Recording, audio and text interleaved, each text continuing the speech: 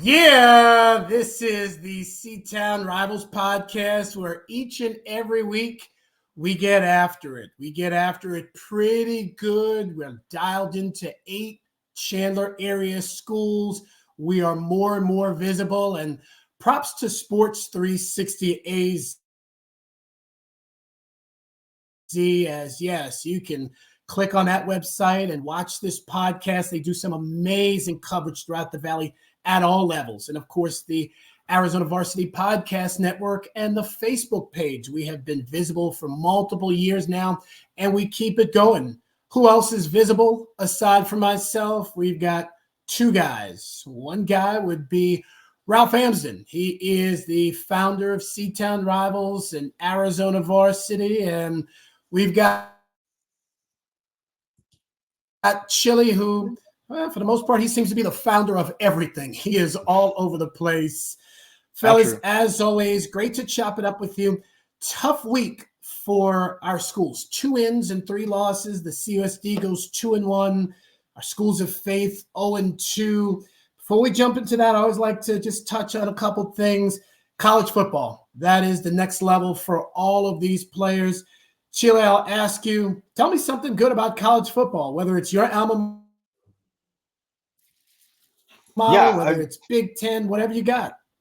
Yeah, I was at the ASU game on Saturday, and I got to watch them beat Kansas. Hey, so was I. Okay. See, and so you got to take in that game and watch them go to work. But not more importantly, but equally important based on like what we do and stuff. I got to catch up with Arizona football alumni and somewhat royalty. Deshaun Warner Jr., the edge rusher from Kansas who played at Desert Edge, and it was just good seeing him. Good seeing how successful he's doing, how he's thriving, and got to catch up with him last night on my show and had a lot of fun. And he loves the direction that Desert Edge is going. So I just think it's cool to catch up with some of those guys, just like I've caught up with like DeCarlos Brooks and all those kids that have come through the system. Good stuff. Ralph, what you got? You're in ACC country. Yeah, I watched that ASU game with great interest, back and forth, and then finished the evening with an 11 p.m. Cal Miami kickoff. My father-in-law moved out here last week, and he came over to watch the Steelers game and ended up going home before it kicked off because he's pretty new to this whole East Coast kickoff times, and I think that game got delayed by an hour or so. But yeah, just staying up late watching football. That's me every weekend. I love it. Hey, I got a health question for you guys because yes, I got a health question. Okay. So, having a weird schedule, pretty much like all my live DJing, and then obviously the radio thing, morning show, and stuff like that. Like I've always split my sleep. So I try to get 8 hours of sleep within a 24-hour period, right? But I used to split it up way back, 4 and 4. Like I would sleep for 4 hours, go do the morning show, and then find 4 hours, after going to the gym or something like that, crash again, and then get on with my day, and then repeat cycle. Nowadays, I try to split it up 6 and 2. So I'll try to sleep 6 hours at night, and then throughout the day, I'll try to get a 2-hour nap in or 2 1-hour naps in, just so I can achieve 8 hours of sleep, because that's what the recommended dosage is. Do you think that that's the same as 8 straight hours? I don't know if you guys are sleep experts, but in you guys' lives, I know that you guys have probably had to do similar things, and maybe talk to somebody more professional than myself talking to myself. So I'm just curious, how does that work? I think 8 hours straight is very, very beneficial, but you're correct. Yeah. It's tough to do that. But when you can get 8 hours, that is great. What I am a big believer is, even if you actually don't fall asleep at some point in the middle of the day, I think it's important to take at least 30 minutes, 45 minutes, maybe an hour if you can grab that, phone off, sit in silence, and just clear your head. I'm a very big believer in doing that. I find that just as much effective as an hour of sleep. Okay. Ralph, thoughts?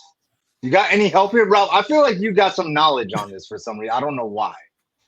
Well, I'm a lifelong insomnia. I don't know. Struggler.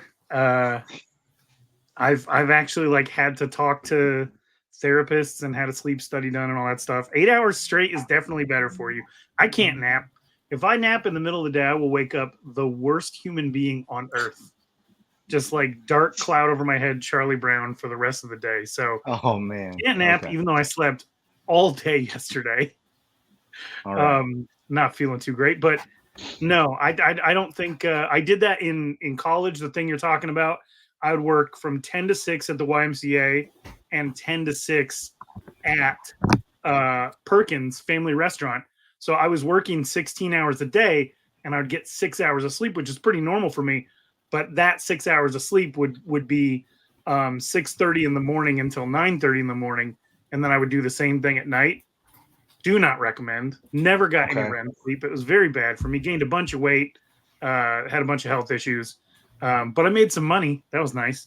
But yeah, I don't know. I think 8 hours straight, if you can get it, is probably the best thing. All right. I don't know how these kids get it though. I don't know how these kids come home from football practice, have 2 hours of homework, then have to get up at 6:30 for the bus. True. No, you're right. I think kids with the schedule as it is are conditioned to develop unhealthy sleep habits. That's probably true. I'll go with that. No, you're absolutely right. Well, we've talked college, we've talked health. Let's talk some high school football. And we're going to start off with the Valley Christian Trojans. They were defeated by the Gilbert Christian Knights by a score of 34-13, drops their record to 3 wins and 4 losses. Chile, they fell down early 14-0 in that game. They got back into it with a couple of rushing touchdowns, but then the missed extra points seemed to have swung the things Gilbert Christian's way, and that was all she wrote for the Knights and the Trojans at that point. First off, Gilbert Christian's good. Gilbert Christian's good, so I want to make sure that I put that out there. Valley Christian right now is trying to figure some things out. Like we've talked about for a couple of weeks now, and this is no secret. Like they were trying to figure out the quarterback situation, trying to establish some consistency there. Right now, I think that they're at a point, and they're not alone in this. You know, it's just the kids got to buy into whatever the coach is preaching. Make sure that they execute whatever the game plan is, and take care of business. There is talent over at Valley. They got the Gomez kid, they got the Hansel kid, they got a lot of kids that can go. The Rockefeller kid out the backfield, and I really do like the quarterback. I like both of the kids, Macias and Gil. I like Gil a little bit better as a thrower. I like Macias a little bit better as an athlete.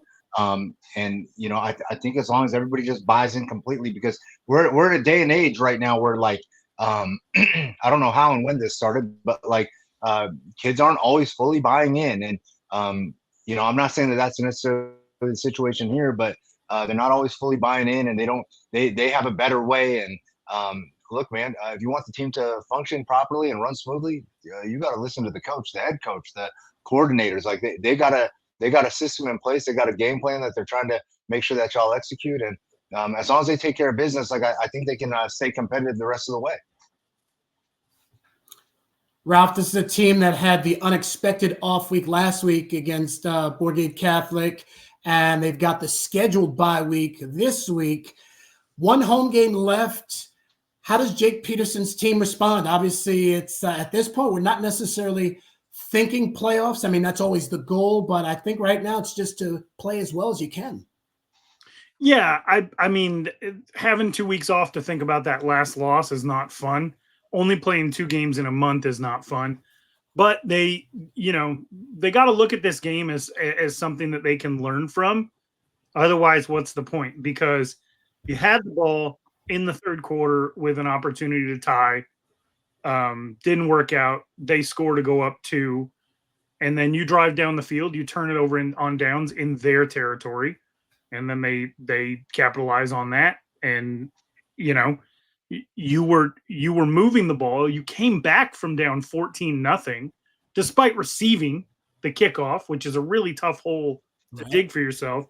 You know, there were times where they were in this game despite how bad everything went for them. And so there has to be enough in there to pick up the pieces and say, all right, well, like we're still a capable, competent football team. But there's a lot of pressure on this Paradise Honors game. And like you know, I'm not even talking playoffs right now. It's just about not going one full month without a game that you actually won on the football field. I hear you. No, let's see what the Trojans can do. The Seton Catholic Sentinels, they were shut out by the Snowflake Lobos by a score of 41-0. This isn't about the game for me. I'm gonna ramble. This was a very borderline emotional scenario, and I'm gonna start it off. So I walk in and I was greeted properly. It was a welcome greeting. And what I mean by that is, and we've all been to games and you see the people at the table, oh, hey, what's your badge number? All that sort of stuff. That gets old. That really has gotten old for me. ACP does it right. Seton Catholic does it right. A smile on your face. Hey, thanks for coming. I walked along the track, and sitting in the north end zone in her normal seat in the bleachers is Karen Self. This is a Hall of Fame coach who doesn't have to speak to anybody. She waves. Hey, thanks for coming. Honestly, fellas, she might not even know my first name, but it's a face that she's recognized, and that's great. I take pictures of the team getting ready to go out on the field. No big tunnel or anything, just the flag and the cheerleaders and that scrum of red and yellow. That's cool. They march on the field, and you got the anthem, etc.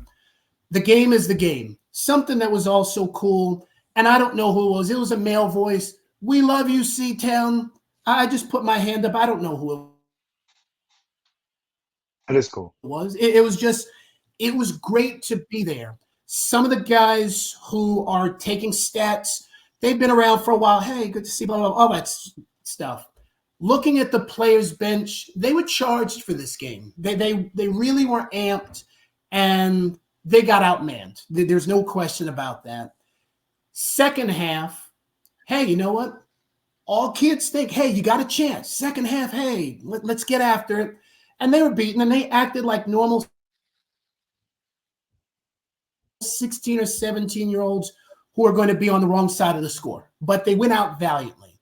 At the end of the game, hey, talk to Kay Solomon and that sort of thing. We know that the Lobos are built different. That's for sure. Wound up talking to Pete Walheim, and we're kind of walking off the field together, and he's like, we got our butts kicked, and I don't know, we might have needed that. I was like, you know what, Coach? You may have lost this one, but then I pointed up to the bleachers. I was like, Coach, 13 and a half months ago, you and I sat in the bleachers on Labor Day morning, and your team was in a totally different shape. You remember that? He paused for a minute. I was like, Coach, you have got your team in such a different headspace right now, so much more organization than last September. I don't think you know the magnitude of what you've done. And again, I got him to pause for a minute, and there was some silence. He was like, thanks for coming. That means a lot to me, the boys, and the family. And that was really, really cool. And then I'm going to close out my little rant. Something that I don't know if you guys knew or not. A member of the machine on that 2014 team, James Terrill, he passed in an accident. Collectively, the three of us had not gotten to talk about it. He was the leading tackler on that team. They're going to be honoring him, if I'm correct, at this Friday's game against Independence. It just all rings into humanity, us kind of losing one of the guys that we talked about who built the machine. Just here it is, 9 years later. It's still a family. The red and gold is awesome. Go ahead, Ralph. No, I'm with you. It's a private school environment, which, that might mean something different to people who have never experienced it. You just assume kids paying for their education are a different type of human being. They're not. They're kids. right? They, Mm-hmm. believe it or not, at a smaller private school, you are not always afforded the same opportunities that your public school brethren have. You don't always have the same level of sports or extracurriculars, or as far as the Chandler Unified School District, sometimes you don't even have the same level of education that's available to you. Seton Catholic has always been a family affair. It's, when they have success, it means a lot to the people in that community, wherever they come from, to go to school there. And it is close knit. Somebody that we know, Chili, Greg Esposito, he's a Seton Catholic high school alum from like the same year that I would have graduated at Chandler. And all of those people still know each other. All of those people still talk to each other. And it's that way class after class, because it's small enough to be that way. We always talk about the Seton Catholic teams that had all of that success because of the way they handled that success. Chandler rattled off 6 championships at the beginning of this podcast. Hamilton was a champion. Basha has won a championship as well. I don't know if they're going to have that same familial relationship as time goes on. We're going to remember them fondly, but it certainly means more to a lot of these smaller schools. And nobody would know that better than Snowflake, who Kay Solomon has built that.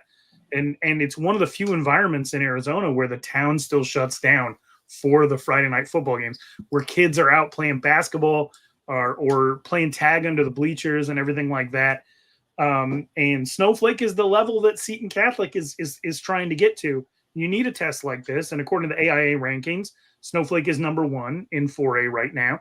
And, they're a very, very good team. You turn the ball over 3 times, you give them 3 extra possessions, and it's going to be ugly. And in high school, 41-0 is a lot different than in the NFL. 41-0 in the NFL is going to get you fired. 41-0 in high school is it could just be a matter of 1 quarter got away from you. And so, the more talented team won. I'm glad that you got to be out there for that anyway, Brett, but it gives you something to aspire to if you're Seton Catholic. And if you can eke into these 4A playoffs, and you will get that bus bonus for having played the AIA's number 1 4A team. You will. Absolutely. Chili, your thoughts? You got your information. Get it? Yeah, no, I heard about this a while back from one of the parents. Told me, gave me a little bit of just a little bit of what happened with James. And I remember James because I remember at the time we were covering we were covering all these C-Town teams really heavy. Like we were all at like one C-Town game a week, and so like we we're all kind of covering like Seton at least like 2 or 3 times a season. And they were rolling. They were rolling. We got very, very close to the program.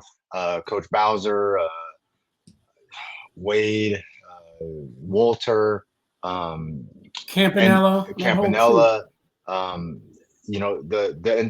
the entire families. Like I remember James had a little brother, Jacob, who was a wide receiver. Yeah. I think he got into journalism of some sort or something like that up at NAU, and tried to loosely like keep in touch with as many of these guys as possible through social media and whatever. And yeah, no, I had only heard a little bit of it about, I want to say a month ago, that they were planning something, and I was like, hey, let me know, and we'll show love somehow and try to bring some light to a dark situation. And I guess they got something coming up, and I just hope that it's enough to bring everybody together.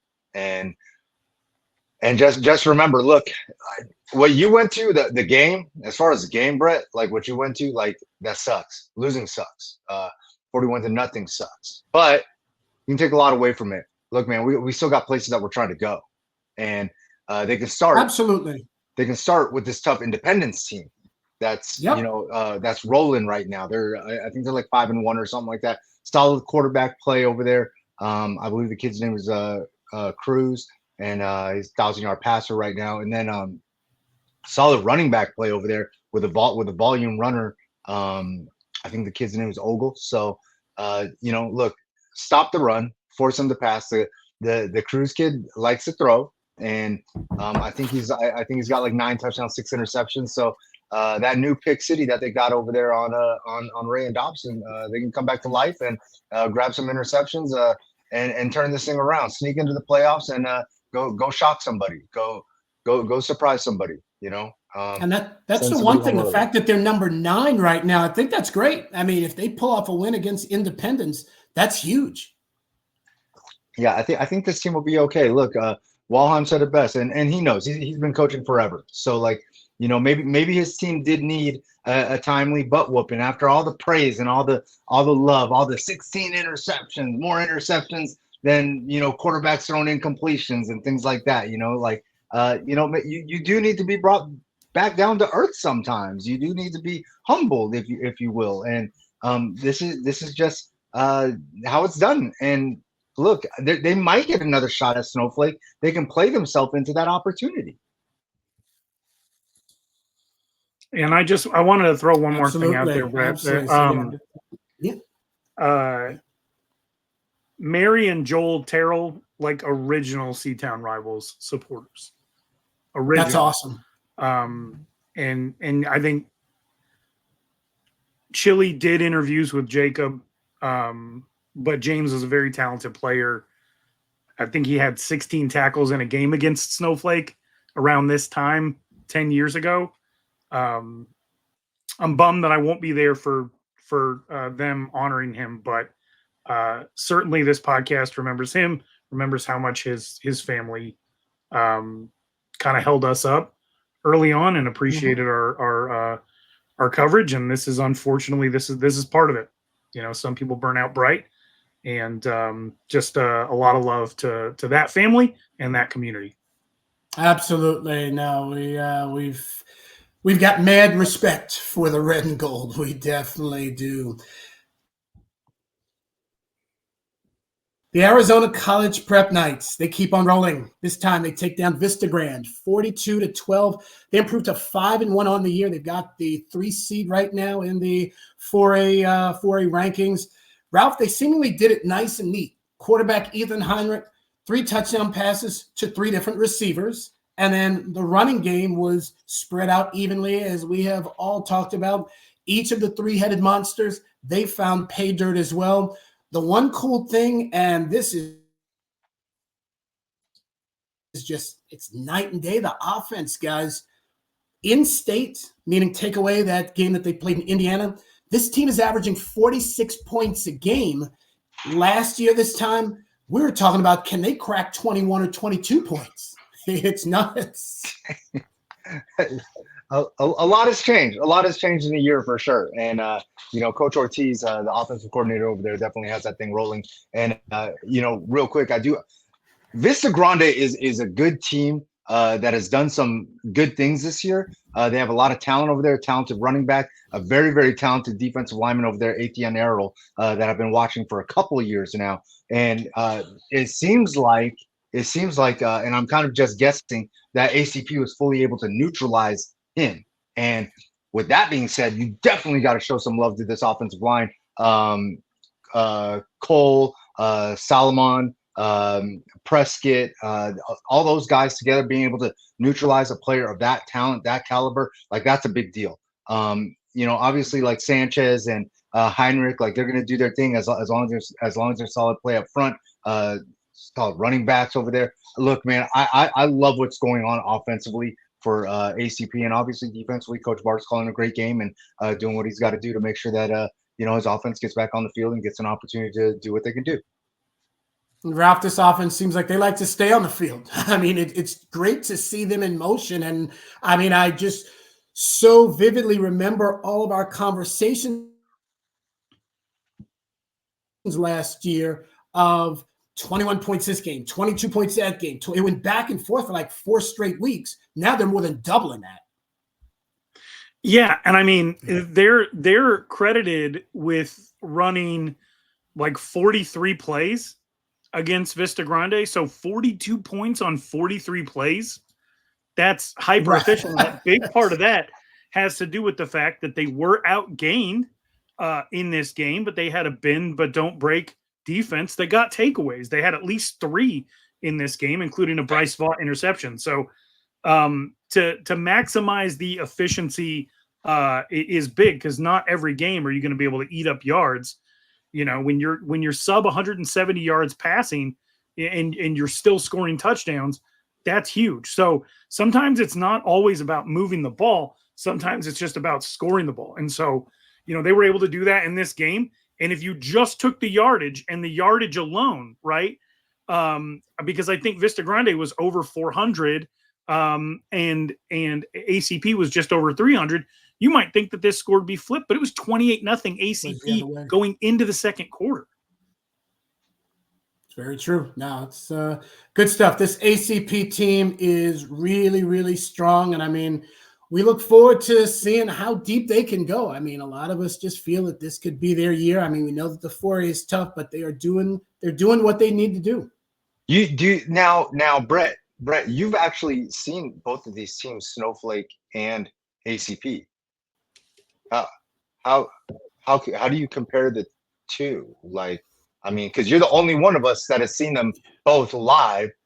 So, you know, right now I'm gonna say edge ACP. I say that because the two games that I did see, and as much as we are praising Seton Catholic in my mind is not as good as Yuma Catholic right now, and that's who ACP defeated. So the strength of competition in the games that I saw was a little bit different. Bottom line for me, ACP's win over Yuma was more impressive than Snowflake's win over Seton. So but that 4A, it's going to be a doozy. It definitely it will. The Casteel Colts, they are fresh off their bye week with a 3-2 record. And simple question for you, Chili. What does the Colts team need to do to win more football games? I know that's simple but challenging. That's tough.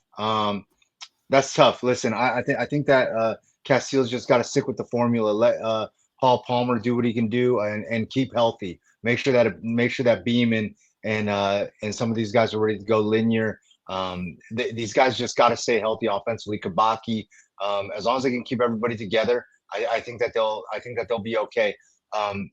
This is their toughest task, though. They're about to go through this Primier Region schedule, and Perry looks like they're just getting better.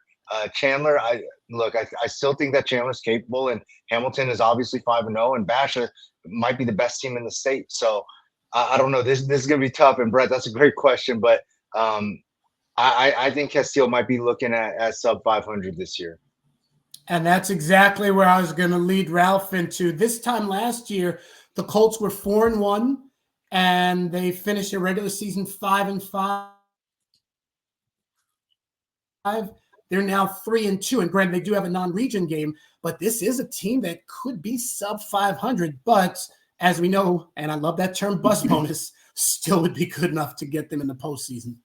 Yeah, with great positioning in the postseason. So yes.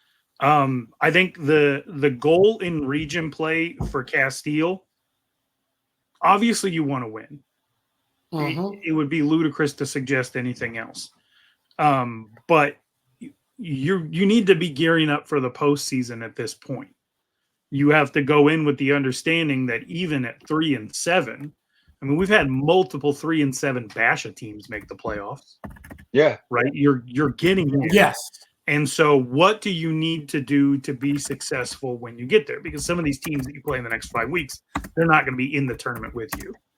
The best thing that anybody has done to combat Perry this year is to get Cale Snyder off schedule. You know, against Brophy, I think he played his ass off, but he was still just 14 of 34. Like any quarterback, when you get him rolling right, when you get him rolling left, he's going to be less accurate. You should try to win this game, obviously. But if you're Casteel, you have to understand the lay of the land. You have to understand that nobody expects anything of you at this point. So, you know, just go out there and do your thing. Play Casteel football. Damn the results at this point. Right. No, that's fair. I hopefully that's a freeing thing for them. It should be. No, that's true, to go out and play with minimal expectations in this region. Now, I hear you. The Perry Pumas, fresh off their bye week, they begin region play, and I was able to catch up with the head coach, and that would be Joseph Ortiz. I'm here with the head coach of the Perry Pumas, and that is Joseph Ortiz. And Coach, 4 wins, 1 loss. Wow, half of the season is already past you guys. Tell me the state of your team. You guys have had a shutout. You guys have hit the road to California. You've played a semi-tough in-state game in Queen Creek, but you've had a battle. Just walk me through half number 1. It's just been a great defensive performance for us. Offensively we're getting better and better every week, but I think that I saw that stat that was the first shutout in like 8 years at Perry. Yes, it was. So that's big of what we're doing defensively and special teams and all that type of stuff. So we're excited where we're at. We wish we would have got that one against Brophy. I think Perry beat Perry on offense that game, but maybe we'll see them down the road. But we're happy where we're at. We're in a good spot. I think on Max Preps we're ranked 9th in the state right now. So we just got to keep winning games, and our goal is to win region and get into the open. We'll talk about both sides of the ball, and first side I want to talk about is defense. Tell me about how you guys have been finishing. You limited Queen Creek to just 12 points. You posted the shutout. Years past, you would have won those games, but it would have been, we played our second team, is all that sort of stuff. You guys are knocking it out. Yeah, they're just buying into the system that we're doing. Year 2 under Coach Claire with his defensive style and what they're doing. It's been working. And we're strong. And we're fast up front. We're not the biggest up front, but we're strong and fast. Our linebacking core, I venture to say, is one of the best, if not the best, linebacking core in the state with Maddox, Jackson, Nate Wheeler. We're really good up front, and then we have Jaden Kimling in the back end at safety, and Devin Sarpy, Simba Mahaso. They've been doing a really good job. Just to do Brody Pace, Carson Petrie. So we just got a really good core unit on defense, and Talon Frazier is going to get back into the mix a little bit on defense as well. We have a transfer from Basha, Justin Stella, who's going to help us out as well there too. So defense has just been lights out and kind of our bell cow, and just relying on them to make stops and get plays and get the ball back to us. So they've done a great job. One guy who has done a great job, sophomore, Cale Snyder, quarterback, QB1. Tell me about just his, not even so much his skill set, but where he is now to where you thought he might be. We knew he had some promise, but it seems like he's ahead of the curve. Yeah, he's doing a lot of things that I would struggle to do with a senior quarterback at my last school at Kansas. Just having, he's light years ahead of where I thought he'd be. He's super smart. He can make checks on the line. We give him the freedom to check out of a play and go to another play. He has big time arm. He's through his development, just fit into the windows, and grow. And he's 6'3", 205, and he looks every bit of that. He's running the ball hard. The kids rally around him. They love him. He just picked up his first Division I offer, Boise State, on Saturday, so we're super happy for him. But we just got to keep working. I texted him right after and said, keep working, keep grinding, and show all the other colleges what you're doing. So, I think it'll humble him. I think it'll make him work harder. I don't think he'll get a big head or arrogant. That's just not the type of kid he is. Half number 2, region play. It begins with Casteel, and it will ultimately end with Basha, the Battle of Val Vista. Tell me about the competition in this region, and we can start with Casteel because that is your next opponent. Yeah, this is the gauntlet. This is what we all say, the SEC of Arizona. Casteel's really good. They're well coached over there by Coach Newcomb. They got some dudes on offense and dudes on defense, and the quarterback's good, the running back's good, the receiver's good. We just have to defensively, they're up front, their linebackers are good, so we just have to make sure Perry doesn't beat Perry, and we just take care of business, and the kids execute the game plan on offense, defense, and special teams, and we can come out on top and get the first region win, and then go on to the next gauntlet. It's I venture to find, in the region, we go Casteel, Hamilton, Williamsfield, Chandler, Basha. So I'm glad we had the bye week when we did. Now we can recruit and get rested, get healthy, and here we go. It's time to. This is why we all came to Perry for these moments. The Arizona Cardinals recently recognized you during Latino Heritage Month. How much did that mean to you, even aside from the Cardinals? You being of Latino descent, you're very proud of your family, your community, your team. all of that combined has made you very, very likable, but more so you're true to yourself, and I think that's awesome. Yeah, maybe not likable to all people, but but no, it means a lot. My grandma is very into this, being Hispanic and all that type of stuff. So it meant a lot to her. If it means a lot to people, then it means a lot to me. I really don't think much of it. I just kind of do my job. And, they did a story last year being the first Hispanic in the CUSD football, which is cool, but if I can, I've gotten a lot of text messages from other Hispanic coaches, which has been, meant a lot, like congratulations and, just stuff like that. It means a lot. And if it means a lot to our community of Hispanic and Latino, then awesome. We just got to keep doing our thing and what's best for, Perry and, what's best for our kids here at Perry. It's a cool thing. Absolutely. And you're a cool coach. Thank you so much. Yep. Thanks. I appreciate it. Chili, we heard Coach Ortiz rattle off a bunch of dudes. He's got them. He definitely has. What's been the most impressive part of this Puma team through the first half of the season for you? The evolution of Cale Snyder, quickly and slowly. I think it's been nice to see him be able to experience a lot of success early. Obviously, I went out to the Desert Ridge game, 5 touchdowns. Then there was a struggle versus Brophy and stuff where he had to throw the ball 34 times. I think that being able to watch him go through all of that and still remain so successful as a team, I think that's a big thing because they're one of the higher ranked teams in the state, and they're going to get some opportunities here, possibly going to be a number 1 seed in the 6A conference playoffs. But Cale and that young group with like Talon Frazier and Amos Augustine and all of them, like they've also offensively been able to lean on that defense and trust that defense to, get them the ball back if they don't pick up the timely first downs or score right away or whatever. So I think that, watching the equal balance over there has been nice because there were times where they were legendary at quarterback and struggled drastically defensively. So I'm not trying to go back to the dark times at Perry, but what Coach Ortiz has set up over there and the way he's built this, like it's been fun to watch. And we've seen him do this before, and we're watching him do it again. Absolutely. No, I think this Perry team, they're ahead of where we thought they would be. And I mean, I'll speak for myself, not even so much from a record standpoint of 4-1, but they're moving along. I mean, they're moving along. Coach Ortiz has really got his coaches on point. Kids are wanting to go to Perry again. I mean, it's cool what we're seeing, and I mean, it's making for a hell of a premier region. I mean, I think in years past, it was always top heavy in a sense, and it didn't matter what plug you pulled when you mentioned the quarterback. And yes, it was Perry and Chandler, and the other two were not so much. Now we've got 3-4 teams that legitimately could win the region. I think that just says a lot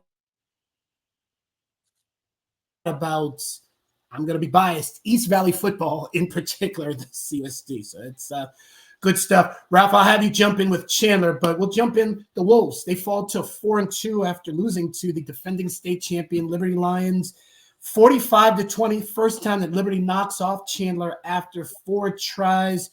Ralph, what it seems like is offensively they need a little bit more than Tristan Halsana.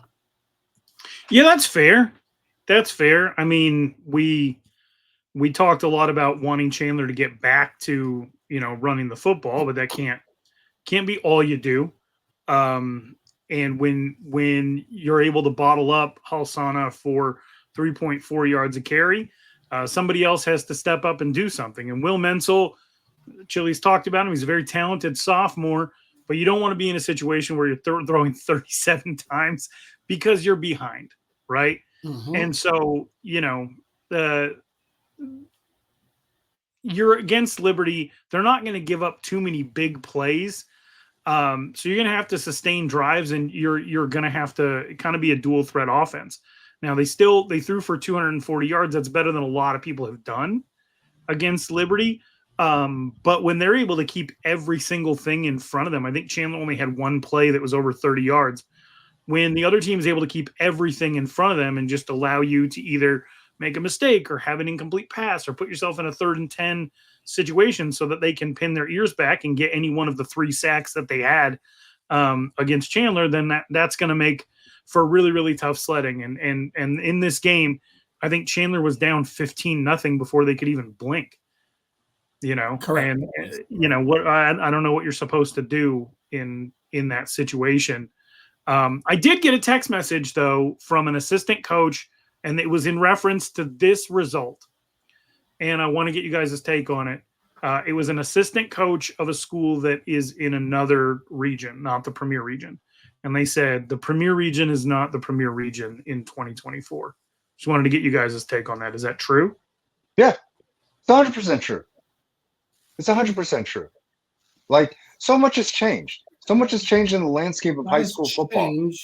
Like, look, I mean, I know everybody wants to think that that the Premier Region is loaded with Michael Myers, Freddy Krueger, Jason, and the Boogeyman, but that's not the facts anymore. Like that lasted for maybe 2 years, maybe. And while the Premier Region is still maybe the quote unquote class of Arizona, like it isn't what it was. Like, it's not. Like, Chandler's not walking on the fields and just scaring people with what's across the front of the jersey. It changed, just like it changed for Hamilton. Just like at some point it'll change for Basha. Dude, Liberty's out there now. Liberty backs down from nobody. They got one of the best defensive coordinators in the state. Guinea is an absolute monster schematically. Coach Thomas is absolutely phenomenal in the way he's run the program from top to bottom. I do believe that Chandler was swept freshman JV and varsity. I don't remember too many teams doing that to them outside of the quote-unquote Premier Region. But look, if you look at the rankings, you got teams in that other East Valley. I hate to say that other East Valley region, but Red Mountain. Right, Highland, that's the only ALA, region that I think you could compare it to. Yeah, ALA, Queen Creek, Highland, Queen Creek, Red Mountain, and Williamsfield. But last year it was Liberty, Centennial, and Saguaro in the other Northwest Valley region. Like, I mean, it's just going through a cycle of sorts. So, like, the Premier Region's still great football, but I agree. In 2024, it's not what it was. I disagree. I mean, I'll put Basha, Hamilton, and this rising Perry against anybody. Is Chandler what they were? No, I'll certainly say that things shift. They've been shifting since 2010, but at the same time, I will put the Premier Region up against anybody. Maybe it's not as good as it once was because the balance of power has certainly shifted. But for me, right, and that's what I agree. I'll put on that T-shirt. Premier Region against everybody. Right. No, but Brett, that's what I'm saying. Like, it's not as good as it was before. Like, I want to say like Damon's sophomore year was the year that, like, I feel like the Premier Region was really like kind of closer to its like peak. But it is the only region where everyone has a winning record. And to me, it still is the only region where I look at it and I say Casteel could go winless and probably shouldn't feel that bad about it. But I think Casteel gets a win in any other region. So I think if you look at it from top to bottom, I think if people are just talking about the fact that Chandler isn't what they were from 2014 to 2020, okay. But I definitely think that this is a question that we need to revisit after the final week is played, and then we can have a much better and more in-depth discussion on that. Because the Premier Region is going to have the champion, so yes, we can definitely have that discussion. Oh, that is highly likely, and I did not waver from week one. From week one, I felt like Basha was number one in the state, and then when Basha and Liberty both lost their out-of-state games, I made a point to say that I felt like, Basha in their loss, exhibited a little bit more. But we are going to find out. We are going to find out. It's a great conversation. Sure. Great question. No, I mean, and we do have to be aware of the other teams, whether they're East Valley, West Valley. Yes, there is more to high school football than just the Premier Region. No, you're absolutely right. Staying on the Premier Region briefly, Chili, give us an update with the Chandler Wolves in specific. Health-wise, is Browder back? Is he going to be back soon? Incoming transfers, that sort of thing? Whatever you may know. Jai Jones is a star in the making. The super talented 27 wide receiver over there at Chandler. This kid is a monster. I got to watch him at some of the elite camps, the Under Armour camp in Salt Lake City, and he was competing for some of the top competition, top defensive backs, and he really looked the part. So I'm super excited to see what it's like when Will gets one of those weapons to complement Hassan, which is kind of what we talked about before. Like, we need somebody to step up next to Hassan, provide some punch on that offense, and really showcase the range of the full range of their offensive talent and abilities. Jai Jones is that guy. Once he gets fully comfortable, I think that he's gonna really show what he's capable of doing. And look, Garrettson's one of the best coaches that I've ever dealt with, that I've ever seen, and I've seen a lot of these high school coaches and programs now across the country. There aren't too many coaches that I'd rather have than Garrettson, and I think he'll figure this thing out and make this thing work. Plus, I love that they elevated their guy Brett Boyd, who coached their freshmen for so long, so he knows the ins and outs of all these young guys that are on the team right now, and they got a super talented sophomore class. So Chandler, they should be able to rebuild this thing quickly. They're just a little thin in some places that they aren't normally thin at. That works. Now, always good to hear, and indeed, they have their bye week this week. The Basha Bears, they continue their strong season with a 35-32 win over the Brophy Broncos. Wow, they're now 5 wins and 1 loss, in my opinion. The chess match, 2 great coaches, 2 great teams. In the end, Chile, yes, we definitely know about one of their 100-yard backs, but they had another one, Joshua Gaines. I'll be the first to say I'm not too familiar with him. Enlighten us. He's a transfer. The Train. I think that's what they call him, the Train. And look, this is going to be the perfect compliment. I saw somebody bring it up on my Twitter feed, and I was going to mention this on the podcast. Thunder and Lightning, Gaines and Roberts are going to be absolutely spectacular together. They'll be fun to watch, and Gaines will open up a lot of things for Roberts, which will open up a lot of things for like Gio Richardson and Cash Brock and all these super talented receivers over there, and Brody Veers. So this offense, at least, looks flawless. Looks like it is designed the exact way that you would want an offense designed. Two super tough running backs, a good quarterback, great offensive line play, super talented receivers. I don't see anything missing on the offense. On the defense, I did love the play of Trey Knox. I got to watch him go head to head with those talented Brophy receivers, and I did see the big pass breakup versus Devin Fitzgerald, which I guess not everybody in the state knows who Trey Knox is, but I saw him do his thing. So shout out to Trey Knox. Get to know the name, get familiar, and watch him work. Xavier on the other side is solid. I've been knowing him since he was young. So yes, he's been on my radar for a while. Yes. And defensively, they got a bunch of dudes. Blue Dancer, who I don't give enough credit to, absolute monster. Eli Cronin, linebackers. Like this team is loaded all over the place, and they're going to be. I think we can expect to watch this team go to the end as long as they can stay healthy. I like that, Ralph. Let's slide into our final team, and we'll kind of mesh these two. The Hamilton Huskies, they host the Basha Bears. For Hamilton, they have, and I've been impressed, they've been just scoring in bunches. For Basha, what I like is the fact that they know how to win. They know how to win close games. They know how to win blowouts. They were in that tight one against Mission Viejo, the tight one against Brophy.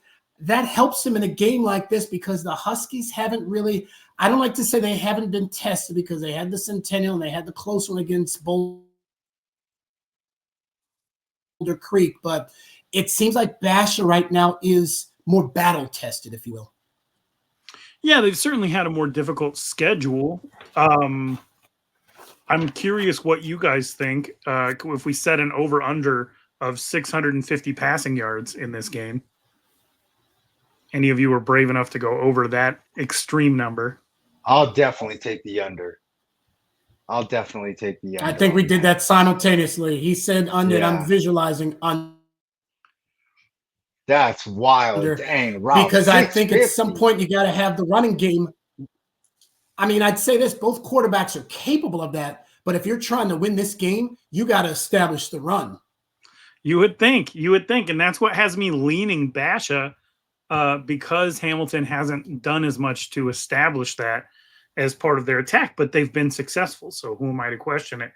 But I know that Basha, had its running game stymied a little bit by O'Connor, which is what caused them to need to throw for 500 yards, which is a nice thing to be able to do when your back's against the wall. But it makes me wonder if Basha is going to try to reestablish that with Noah Roberts, who I believe just got an Ohio State offer. Is that right, Julie? Yeah, he did. That's incredible. But yeah, so you guys might be right. I could see Basha trying to shorten this game up a little bit.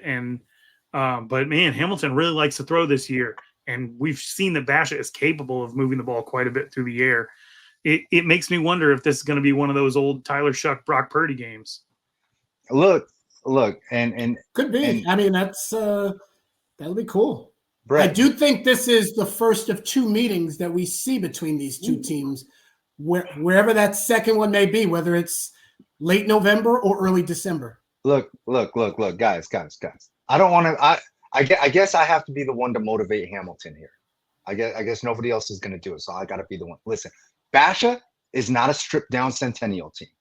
They are not Desert Ridge, Desert Vista, Desert anything else. They're not Boulder Creek, who lost to Cactus Shadows.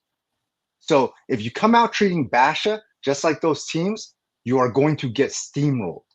You're going to get steamrolled. That's just a fact. Meanwhile, Basha over here has been tested by Mission Viejo, which is one of the top 10 teams in the country, probably closer to top 5. They've competed versus Brophy, who to some is the second team in Arizona, to somewhere between 2 and 8. Like, Basha is going to be ready to go. And if you treat Basha like all these other teams that you play, you are going to get steamrolled. And I love Coach Mazzone and Coach Dixon and Coach Pepper and Coach Barrett.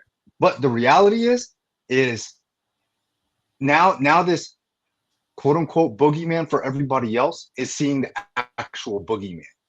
And I don't know. I know we got people that put lines on this game. I'm curious to see what those lines look like. But I think that Basha is. I think that Basha got to be the heavy favorite. That's why, like with Ralph, when you said 650, that's heavy. That if it's 650, I'm going to tell you right now, it's going to be because it's a blowout. Oh, well, that's not even the craziest number associated with this game. The craziest number associated with this game is the number 17, which is where Hamilton is at in the open rankings. Oh, well, all of that is just crazy. That's behind Tucson. Yeah, behind all of that is Tucson crazy. High School.